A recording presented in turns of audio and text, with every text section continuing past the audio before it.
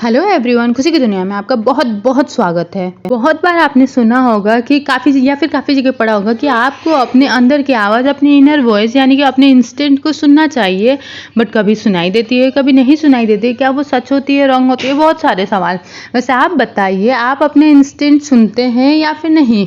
या कभी सोच करके देखा है कि अगर आप अपने इंस्टिंक्ट को सुनने लगेंगे तो क्या होगा? अगर हम हर चीज़ को साइंटिफिक डेटा और स्टैटिस्टिक्स के बेस पर मेजर करना छोड़ दे तो क्या होगा? शायद आप रोज़मर्रा की लाइफ पे डिसीजन लेते टाइम अपने इंस्टिंक्ट की सुनती होगी। बात जब पैसे, रिलेशनशिप, बिजनेस या फिर आपकी लाइफ के किसी कॉम्प्लिकेटेड या फिर इंपॉर्टेंट टॉपिक पर होती है तो सिर्फ अपने हम इंस्टिंक्ट के भरोसे नहीं बैठते हैं। तब तो हमें स्ट्रेट फॉरवर्ड इन्फॉर्मेशन चाहिए होती है ताकि हमें सॉलिड डिसीजन ले सके, और उस वक्त अक्सर हम अपने इंस्टिंक्ट को इग्नोर करना ही ठीक समझते हैं। तो इस समरी में हम ये सीखेंगे कि अपने इंस्टिंक्ट के बेस पर लिए गए डिसीजन उतने ही राइट होते हैं जितने कि कलेक्टिव डेटा और इन्फॉर्मेशन पर बेस्ड डिसीजन को माने जाते हैं। ऐसा नहीं कि जल्दबाजी में लिए गए डिसीजन गलत हो, कई बार तुरंत किए गए फैसले भी उन फैसलों के मुकाबले काफ़ी बेहतर साबित होते हैं जो हम काफ़ी रिसर्च और सूझ विचार के बाद लेते हैं। मगर ये भी एक सच है कि कई बार हमारे इंस्टिंक्ट ही हमें धोखा दे देते हैं। कई बार ऐसा भी होता है कि कोई भी चीज़ पहली नज़र पे तो पहली अच्छी और इम्प्रेसिव भी लगती है, लेकिन बाद में हमें उन पे पछताना पड़ता है। तो इस समरी में हम यही चीज़ सीखेंगे कि हमको कब अपने इंस्टिंक्ट यानी कि इनर वॉइस पर भरोसा करना चाहिए और कब नहीं। और हम इस समरी में ये भी सीखेंगे कि अपनी जल्दबाजी में लिए गए डिसीजंस को कैसे एड्रेस करें और कंट्रोल करें। जल्दबाजी में लिए गए जजमेंट या फिर फर्स्ट इंप्रेशन हमेशा सही हो, ये हमेशा ज़रूरी नहीं है। और हम कभी कभी फर्स्ट इम्प्रेशंस में कुछ बात बोल जाते हैं और फिर बाद में हमें अपनी गलती रियलाइज़ होती है। तो इस समरी में हम कुछ ऐसे खास प्रोफेशन से मिलेंगे जो कि स्नैप जजमेंट करने में ट्रेन है। यकीन करना मुश्किल है, लेकिन सच है कि हम भी अपने इंस्टिंक्ट को कंट्रोल कर सकते हैं। हमें अपने इंस्टिंक्ट को सीरियसली क्यों लेना चाहिए, हमें कब इस पे ट्रस्ट करना चाहिए और कब नहीं, और हम अपने इंस्टिंक्ट को कैसे ट्रेन कर सकते हैं, इन सब सवालों के जवाब इस समरी में हम पढ़ेंगे। इस समरी के बारे में जानने के बाद में आसपास की चीज़ों को लेकर के हमारा पर्सपेक्टिव चेंज हो जाएगा। हम ये भी सीखेंगे कि बेस्ट डिसीजन कैसे लेने और कैसे अपने टाइम्स और एफर्ट को सेव करते हुए लाइफ के इंपॉर्टेंट डिसीजंस हम लेंगे। तो क्या आप अपनी लाइफ में चेंज लाने के लिए तैयार है? तो चलिए स्टार्ट करते हैं आज की ऑडियो बुक समरी, जिसे कि हम तो चलिए जानते हैं summary building the power of thinking without thinking, जिसे लिखा है मैल्कम ग्लैडवेल ने। और इस जर्नी की शुरुआत करते हैं सबसे पहले the theory of thin slices, how a little bit of knowledge goes a long way. अब ये कैसे होता है, चलिए स्टार्ट करते हैं। थिन स्लाइसिंग है क्या? असल में हमारे अनकॉन्शियस माइंड की जो काबिलियत होती है कि वो पैटर्न बना सके और कंक्लूजन यानी कि निष्कर्ष पे पहुंच सके, उसे हम थिन स्लाइसिंग बोलते हैं। हमको सुनने में थोड़ा साइंटिफिक लगेगा, लेकिन यकीन कीजिए असल में है नहीं। ये हमारी नेचुरल पावर है। जब हम लोगों को ऑब्जर्व करते हैं, उनके बिहेवियर पैटर्न को करीब से देखने के बाद ही किसी सॉल्यूशन पर पहुंचते हैं, तो असल में उस वक्त हम थिन स्लाइसिंग कर रहे होते हैं। और ये काफ़ी इजी है, बहुत इजी है। अब आप सोचेंगे कि कुछ सेकंड में ही किसी भी इंसान या सिचुएशन के बारे में कैसे जाना जा सकता है, लेकिन यहाँ जानेंगे कि थिन स्लाइसिंग एक ऑटोमेटिक प्रोसेस है। हमारा माइंड उन सारी इन्फॉर्मेशन को कलेक्ट कर सकता है, वो जो अवेलेबल होती है, उपलब्ध होती है, और फिर उसमें से इररिलेवेंट यानी कि बेकार की चीज़ों को निकाल करके हमें वही इन्फॉर्मेशन प्रोवाइड करता है जिसकी हमें ज़रूरत है। थिन स्लाइसिंग की थ्योरी पर अच्छे से समझने के बाद हमें साइकोलॉजिस्ट सैमुअल के एक्सपेरिमेंट को समझना होगा। उन्होंने 80 कॉलेज स्टूडेंट के साथ एक एक्सपेरिमेंट किया। सैमुअल ने इसके लिए बिग फाइव इन्वेंट्री यूज़ की, जिसमें कुछ सवाल होते हैं जो लोगों को कि 5 पैरामीटर्स पर नापते हैं। और ये 5 पैरामीटर्स है extraversion, agreeableness, consciousness, emotional stability, और लास्ट है न्यू एक्सपेरिमेंट को लेकर के ओपननेस। तो सैमुअल ने उन 80 स्टूडेंट के क्लोज फ्रेंड को चूज किया, वो इन सवालों के जवाब दे। उसके बाद एकदम अजनबी लोगों से उन सवालों के जवाब पूछे। ये अजनबी लोग उन 80 स्टूडेंट से कभी नहीं मिले थे। फिर उन्हें बोला गया कि वो सिर्फ 15 मिनट के लिए इन स्टूडेंट्स के रूम को एक्सप्लोर कर सकते हैं। उसके बाद रिजल्ट को कंपेयर किया गया, और आपको ये सोचेगा कि उन 80 स्टूडेंट्स के क्लोज फ्रेंड्स है, वो उनके बारे में अजनबी लोगों से ज़्यादा जानते होंगे, लेकिन जो रिजल्ट आया वो इसके एकदम अपोजिट था।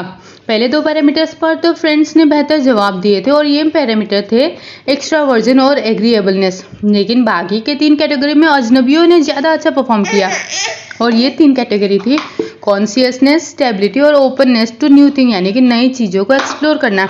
यानी कि इस एक्सपेरिमेंट में अजनबियों ने फ्रेंड्स के कंपेयर में अच्छा परफॉर्म किया, और ये साबित हुआ कि किसी के साथ कुछ लंबा टाइम गुजारने का ये मतलब नहीं कि आप उन्हें ज़्यादा अच्छे से जानते हैं। और कई सालों साथ रहने के बाद भी हम किसी को कोई पूरी तरीके से नहीं समझ पाते हैं, और जबकि किसी को कुछ मिनट्स के लिए ऑब्जर्व करने से आप उसके बारे में काफ़ी कुछ बता सकते हैं, क्योंकि हो सकता है कि वो इंसान आज तक आपसे अपनी असलियत छुपाता आ रहा हो, या फिर उसे अपने खुद के बारे में खुद को नहीं पता होगा। तो उस अजनबी स्टूडेंट ने 80 स्टूडेंट के रूम चेक किए थे, और इसका मतलब है कि आपकी पर्सनल चीज़ें आपके बारे में जितना बताती है उतना तो खुद आपको भी पता नहीं होगा। यही है थिन स्लाइसिंग।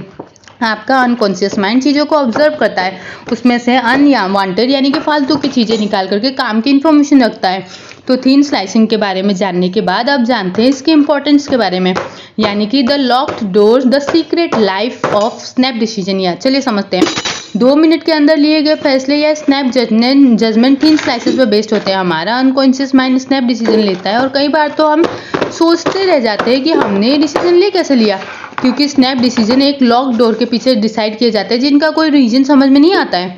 आमतौर पर लोग स्नैप डिसीजन इग्नोर करते हैं, क्योंकि ये यकीन करना मुश्किल है कि हमारे माइंड में कोई लॉक डोर भी हो सकता है, और ये डोर हमारे कॉन्शियस माइंड को अनकॉन्शियस माइंड से अलग करता है। हम अपने स्नैप डिसीजन के पीछे कोई लॉजिक ढूंढते हैं, पर हम कभी भी अपने इग्नोरेंस यानी कि नादानी को एक्सेप्ट नहीं करते, स्वीकार नहीं करते।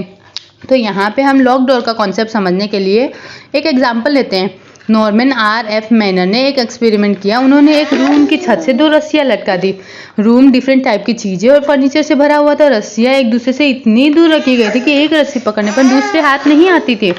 अब इस रूम में कई लोगों को भेजा गया और उन्हें बोला गया कि आप कितने तरीके से एक ही टाइम में दोनों रस्सियों को पकड़ सकते हैं। सही जवाब था 4 तरीकों से। पहला तरीका था कि दोनों में से एक रस्सी को जितना हो सके उतनी जोर से खींच करके दूसरे रस्सी के पास ले जाओ, और फिर इस पर कोई चीज़ बांध दो ताकि ये अपनी जगह से ना हिले। उसके बाद दूसरी रस्सी को पकड़ लो। सेकंड तरीका है एक एक्सटेंशन कोर्ड लीजिए और इसके दोनों सिरों को रस्सियों से बांध दीजिए। तीसरा तरीका है पहली रस्सी अपने हाथ में पकड़ो, फिर दूसरी और किसी लंबे डंडे से दूसरी रस्सी को अपनी तरफ खींचने की कोशिश करो। चौथा तरीका है आपने एक रस्सी को पेंडुलम की तरह घुमाओ और फिर दूसरी रस्सी को पकड़ लो। तो यहाँ पर ज़्यादातर लोगों को पहली वाले 3 तरीके तो समझ आ गए, मगर चौथे तरीका का आइडिया बहुत ही कम लोगों को आया। मेयर ने फिर लोगों को 10 मिनट रूम में ऐसे ही बिठा करके रखा और उनमें से एक रस्सी को घुमाया, तब जा करके बाकियों को भी चौथा तरीका समझ में आया। तो जब इन लोगों को पूछा गया कि उनके माइंड में ये वाला सॉल्यूशन आया, तो सब बहाने बनाने लगे, हमें तो पहले से पता था। तो किसी ने कहा कि उन्होंने बंदर को पेड़ से झूलते हुए इमेजिन किया। सब ने ना कोई बहाना बनाया, लेकिन किसी ने ये बात एडमिट नहीं की कि ये बात को एक्सेप्ट नहीं किया कि उन्हें जो हिंट मिला तब जाकर के उन्हें चौथा सॉल्यूशन समझ में आया। दरअसल कॉन्शियस माइंड इस हिंट को आसानी से नोटिस नहीं कर पाए। ये अनकॉन्शियस माइंड ने अपने आप ही सोच लिया था, और इसकी वजह क्या है ये बताना भी मुश्किल था, क्योंकि ये माइंड के लॉक डोर के पीछे था। ज़्यादातर लोग ये बताने में शर्म महसूस कर रहे थे कि उन्हें चौथा आइडिया कैसे समझ आया। दरअसल उन्हें अपने अनकॉन्शियस माइंड से समझ आया था। तो इस एक्सपेरिमेंट के बारे में जानने के बाद में अब आगे बात करते हैं the Warren Harding error, why we fall for tall dark handsome man.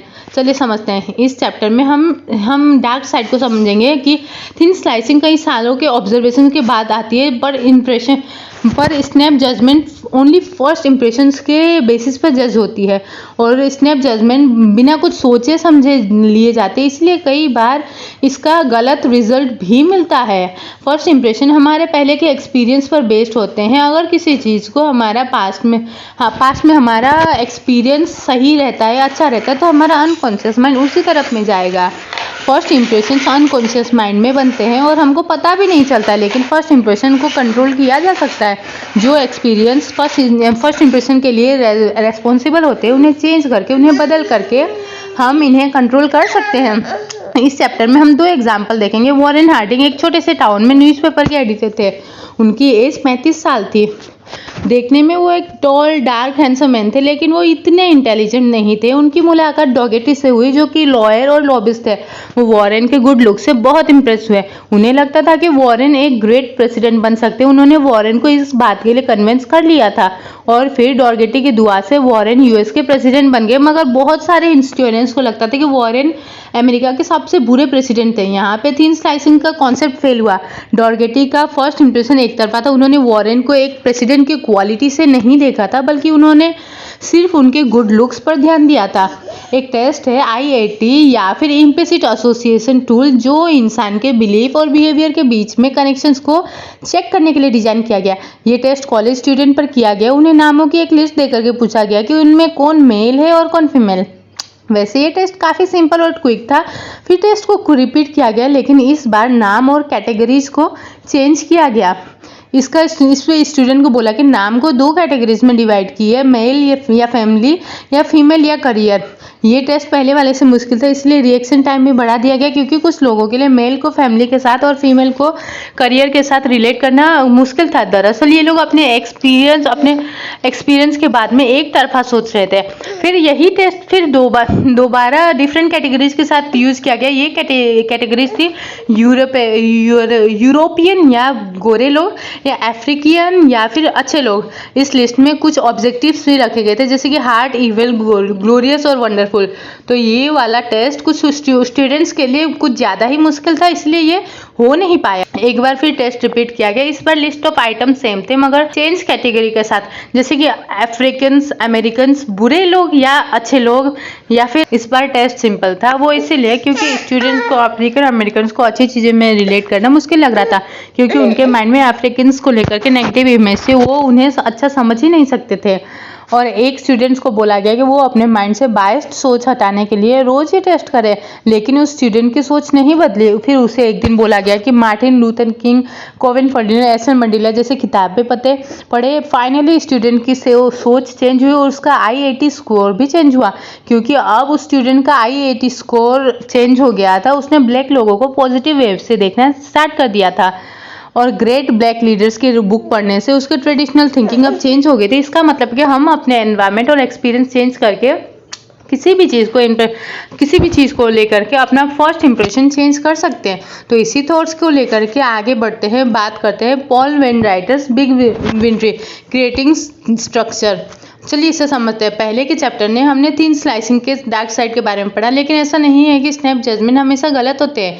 कई बार तो ये रैशनल डिसीजन से बेहतर निकलते हैं। ज़्यादा इन्फॉर्मेशन सही होगी हमेशा, ये वैसा बिल्कुल नहीं है। कई बार ये डिसीजन मेकिंग प्रोसेस को हार्म भी करते हैं, और हम डिसीजन लेने के लिए टाइम लगाते हैं, और टाइम बड़ा कीमती है। और लाइफ थ्रेटनिंग सिचुएशन में हम टाइम को ऐसे बिल्कुल वेस्ट नहीं कर सकते। बेस्ट डिसीजन मेकिंग प्रोसेस में 2 की एलिमेंट होते हैं, वो है रैशनलिज्म और इंट्यूइज्म। यहाँ पर इसे समझने के लिए एक एग्जांपल लेते हैं। पोल्ड वैन एक आर्मी वैन था। वियतनाम की लड़ाई में उसे मरीन कमांडर की ड्यूटी मिली थी। वो हमेशा अपने सोल्जर्स के लिए हेल्प के लिए हमेशा रेडी रहता था। 2000 में बड़ा कॉस्टली वॉर गेम या फिर मिलेनियर चैलेंज क्रिएट किया गया था, जिसमें उनका मकसद था कि वॉर गेम में 2 टीम्स थी, उनमें ब्लू टीम और रेड टीम, वो दोनों टीम थे, और उसके स्पेकुलेशंस को टेस्ट करना, और ये टीम में उनका सिस्टम के लिए रेडी करना उनको टास्क मिला था। तो ब्लू टीम ने ये चैलेंज जीतने के लिए एक ऑपरेशन नेट असेसमेंट नाम से अपना टीम क्रिएट किया। एक बेसिक स्टेटमेंट था। दूसरी तरफ में रेड टीम ने इस चैलेंज के कुछ अलग अलग टाइप की स्ट्रेटजी यूज की। पॉल वेन रेड टीम के कमांडर थे, वो अपनी टीम को स्नैप डिसीजन के बेस पर लीड कर रही थी। उनके हिसाब से बेसिक लीडरशिप ट्रेनिंग बेकार में ही ढीली डाली होती है, और वॉर में इतना सोचने का टाइम नहीं मिलता। जब वॉर गेम स्टार्ट हुई तो ब्लू टीम ने रेड टीम को सरेंडर करने के लिए बोला, तो टीम ने जब मना किया तो फिर उन पर बॉम्ब गिराने के स्टार्ट कर दिया। ब्लू टीम को लगा कि रेड टीम के खिलाफ हैंड्स डाउन जीत होगी, क्योंकि उनके पास ज़्यादा इन्फॉर्मेशन है। लेकिन ब्लू टीम तब हैरान रह गई जब रेड टीम आपस में बात करने के लिए कॉम्प्लिकेटेड कोड्स यूज करते, और ब्लू टीम ये कोड्स को समझ ही नहीं पा रही। ये लोग अपनी जीत को लेकर के कॉन्फिडेंट थे, मगर जल्दी ही उन्हें ये गलती समझ आ गई, और पॉल वेन ने ये सिचुएशन का बहुत फ़ायदा उठाया और ब्लू टीम पर अटैक कर दिया। सब हैरान रह गए कि रेड टीम लेनियम चैलेंज जीत गई थी, बावजूद इसके कि वो संख्या में कम थे। दरअसल ब्लू टीम अपने डेटा में ज़्यादा डिपेंड थे। वो हर बात में काफ़ी लंबा डिस्कशन करते थे और काफ़ी कॉम्प्लिकेटेड डिसीजन लेते थे। लंबी मीटिंग्स रखना और लगातार बहस करना उनकी आदत थी। उनका ज़्यादा टाइम तो कैलकुलेशन में निकल जाता है। दूसरी तरफ रेड टीम के पॉल वेन टीम को बेहतर बनाने के लिए ज़्यादा ध्यान देते थे। उनके टीम मेंबर्स का सोचने का तरीका ज़्यादा सही था और ये लोग अपने प्रॉब्लम्स खुद सॉल्यूशन करते हैं, जिसे सीक्रेट कम्युनिकेशन कोड को यूज़ करना उस टीम्स की बेहतरीन कोड का नमूना था। और पॉल वेन ने वॉर में जो भी कुछ सीखा समझा यहाँ थिन स्लाइसिंग में यूज किया। वो अपने टीम को तुरंत एक्शन लेने के लिए भी मोटिवेट करते थे। वॉर एक ऐसी सिचुएशन होती है जहाँ पे कब क्या हो जाए कहा नहीं जा सकता, इसीलिए हमें ऐसे हालात में सिचुएशन के हिसाब से डिसीजन लेने पड़ते हैं। इसी के साथ आगे बढ़ते और बात करते हैं केनास dilemma, the right and wrong way to ask people what is right. तो ये चैप्टर रिसर्च और मेथड के तौर पर मैं पूलिंग और वीकनेस के बारे में बताता है। कंपनीज आमतौर पर पोस्ट पे डिपेंड करता है ये जानने के लिए कि उनका कोई प्रोडक्ट सक्सेसफुल है कि नहीं, लेकिन इस प्रोसेस रेटिंग में जो इन्वॉल्व होते हैं वो कॉमन मैन होते हैं, ना कि एक्सपर्ट्स। वो अपने व्यूज साफ तरीके से नहीं बता पाते, जिससे सही रिजल्ट का पता नहीं चलता। इसीलिए मार्केटिंग टेस्ट कभी कभी उतने काम के नहीं निकलते। तो कैन एक म्यूजिशियन था, वो टॉल और हैंडसम था, वेल एजुकेटेड फैमिली था, एकदम रॉकस्टार वाली लुक होने के बावजूद वो काफ़ी वेल बिहेव था। केनन ने छोटे टाइम से ही गाना रिकॉर्ड करना स्टार्ट कर दिया था। रिकॉर्ड कंपनी ने उसको एक वेल हम्बर्ड के तौर पे रिकॉग्नाइज किया था और क्रेग कार्लमैन को उसका रेफरेंस दिया था। कार्लमैन एटलांटिक रिकॉर्ड्स का को प्रेसिडेंट था। उनका काम था हजारों म्यूजिक सीडीज को सुनकर के उनमें से बेस्ट म्यूजिक को चूज करना। उसे केना के सॉन्ग काफ़ी पसंद आए और वो केना को अपने साथ न्यूयॉर्क ले आया। इस तरीके से केना की जर्नी स्टार्ट हुई। केना कहीं सिंगर्स के साथ में मिला, उनके गाने पसंद आए सबको। फिर एक लीड सिंगर में केना से रिकॉर्डिंग के लिए मिले। फिर पॉल मैकनीज यूट्यूब के मैनेजर ने केना के सॉन्ग सुने और उन्हें अपने साथ आइलैंड ले आए। केना ने फिर most popular music channel MTV के साथ में म्यूजिक वीडियो बनाया और ये वीडियो 475 बार प्ले किया गया। और वो इंसान जिसे म्यूजिक की समझ थी उसे केना के गाने बड़े पसंद आते थे, लेकिन जब उसे म्यूजिक को मार्केट की रिसर्च कंपनी में भेजा गया तो वो रिसर्च कंपनी ने गाने को फेल कर दिया। ये रिसर्च कंपनी पे सॉन्ग का एक सैंपल प्ले करते और सुनने वाले लोग ऑडियो उस गाने को रेटिंग देते थे। तो ये काफ़ी पुराना सिस्टम था कि कोई सॉन्ग हिट होगा या पुराना नहीं होगा बताने का। लेकिन हालांकि जो जिनको म्यूजिक की समझ थी उनको उसके गाने केना के गाने बहुत पसंद थे, लेकिन म्यूजिक एजेंसी को ये चीज़ समझ नहीं थी, उनको गाने के पता नहीं था, वो तो एवरेज रेटिंग तक नहीं पहुंच पाया। तो पॉल मैकनी को ये पता था कि ये म्यूजिक की दुनिया को बदल देगा, इसका स्नैप जजमेंट था। तो अटलांटिका ने को प्रेसिडेंट को भी केना के सॉन्ग बहुत पसंद आए थे, बावजूद इसके केना का करियर चल नहीं पाया क्योंकि मार्केट रिसर्च के कंपनी ने उनकी रेटिंग काफ़ी कम कर दी थी और म्यूजिक इंडस्ट्री में हिट होने के लिए वो कभी रेडियो तक पहुंच ही नहीं पाया, जो कि बहुत ज़्यादा जरूरी था। फाइनली कोलंबिया रिकॉर्ड्स ने केना को साइन किया। लाइव परफॉर्मेंस और कॉन्सर्ट पे केना ने धूम मचा दी थी, लेकिन उसका करियर उस ऊंचाई तक कभी भी नहीं पहुंच पाया जो केना डिजर्व करता था, क्योंकि वो मार्केट फोकस ग्रुप को कभी इम्प्रेस करने में फेल रहा। एक्चुअली में ये सब इसलिए हुआ क्योंकि प्रोफेशनल्स को तो व्यूज़ अपने वर्ड्स पे एक्सप्रेस करना आता था, मगर एवरेज ऑडियंस को नहीं। प्रोफेशनल्स को केना को अपने सामने परफॉर्म करते देखा था, उन्हें पर्सनली भी देख चुके थे, इसलिए उन्होंने थिन स्लाइस कर लिया कि केना एक हिट सिंगर बनेगा। वही दूसरी तरफ फोकस ग्रुप ने सॉन्ग का सिर्फ ऑडियो ग्रुप ही शॉर्ट वाला सुना था और उन्होंने फिर बिना सोचे समझे थिन स्लाइड किया कि केना के सॉन्ग्स कोई खास अच्छे नहीं हैं। तो इसी के साथ आगे बढ़ते और बात करते हैं 7 seconds in the Brahms, the delicate art of mind reading। तो चलिए इसे भी समझते हैं। कोई क्रिटिकल डिसीजन लेना होगा तो स्नैप जजमेंट इम्पॉर्टेंट है। तो अपने एक्सपीरियंस के जजमेंट पे हम काफ़ी बड़े अमाउंट में इंफॉर्मेशन निकाल सकते हैं। किसी इंसान के चेहरे को पढ़ने के लिए उसके फेशियल एक्सप्रेशन या बिहेवियर पर ध्यान देना चाहिए। आपकी ट्रेनिंग या एक्सपीरियंस जितना ज़्यादा होगा उतने अच्छे से आप जज कर पाओगे। तो अमदेव दिल्लो और लोअर हैम्पटन में एक पेंडलर था और एक रात काम के बाद दिल्लो अपनी बिल्डिंग के बाहर रुक गया। कुछ देर बाद कुछ पुलिस वाले वहां से गुजर रहे थे। वो लोग प्लेन ड्रेस में थे। उन्होंने जब दिल्लो को बाहर खड़ा देखा, वो शायद कोई चोर है जो चोरी के लिए मौका ढूंढ रहा है। उन्हें ये भी लगा कि शायद वो कोई रेपिस्ट होगा जो 1 साल पहले उसी एरिया में एक्टिव था। और दिल्लो के फेशियल फीचर्स भी रेपिस्ट से काफ़ी ज़्यादा मिलते थे। और दिल्लो इतना अजीब था कि वो लगातार बिल्डिंग को घूरे जा रहा था। फिर क्या था, पुलिस वालों ने गाड़ी रोकी और दिल्लो से पूछताछ करने लगे। घबराहट ने दिल्लो कोई सही जवाब नहीं दे पाया। बोलती वक्त उसकी जवान लड़खड़ा रहे थे और उसे इंग्लिश भी ठीक से नहीं आती थी। उससे पुलिस वालों की बात समझ नहीं आ रही थी, डर के मारे वो भाग करके अपने ही फ्लैट में चले गया। ऑफिसर्स उसे चिल्ला करके पीछे चिल्ला के बुला रहे थे। वो पुलिस वालों की बातें नहीं सुने और पीछे से पुलिस वाले चिल्ला रहे थे, उसने उनकी बात ही नहीं सुनी। वो भी पॉकेट में हाथ डालने, कुछ निकालने के लिए हाथ डाला तो पुलिस वाले को लगा कि वो शायद गन निकाल रहा होगा और पुलिस वालों ने वार्निंग दी कि तुम्हारे पास में जो भी हो, हमें जो भी है हमें दे दो। तो डिएलो बहुत ज़्यादा नर्वस हो गया था, तो फिर उसे कुछ समझ नहीं आ रहा था, तो पुलिस वाले ने उस पर फायरिंग कर दी, क्योंकि वो जेब से कुछ निकालने की कोशिश ही कर रहा था। तो पुलिस वालों ने उसे फायरिंग कर दी। तो पुलिस वालों ने बाद में इसे माना, अपनाया, स्वीकार किया कि वो उस डिएलो की जेब से कोई गन नहीं मिली थी। उन्होंने ये भी माना कि उन्हें शक था कि उसके पास गन होगी। तो इसमें पुलिस वालों का एक पॉसिबल थिंकिंग प्रोसेस था कि उसके पास में डिएलो के पास में गन होगी।